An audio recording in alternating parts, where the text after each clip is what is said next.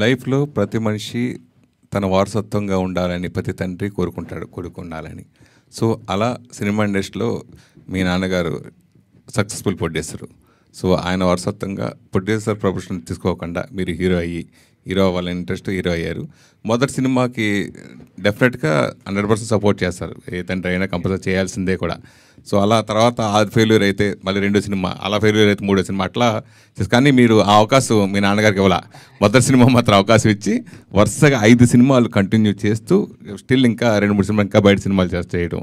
So అదే హీరోగా మీరు ఎలా ఫీల్ అవుతుంది?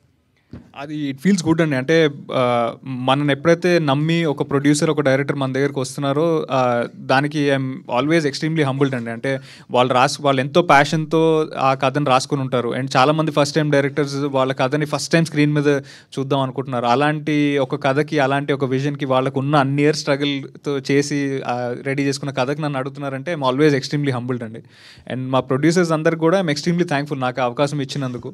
అండ్ ఇలాంటి మంచి కథల్ని, మంచి స్టోరీస్ని మీ ముందుకు తీసుకొచ్చే అవకాశం నాకు ఇచ్చినందుకు I will always be humbled and grateful అండి. మీ నాన్నగారు మీ మీద కంప్లైంట్, నాకు మళ్ళీ డేట్స్ ఇవ్వట్లేదని. బట్ అదైతే ఐ థింక్ నా డేట్స్ దొరకకపోవడంలోనే ఆయనకి ఇంకా హ్యాపీనెస్ ఉందని నేను అనుకుంటున్నాను అండి. సూపర్.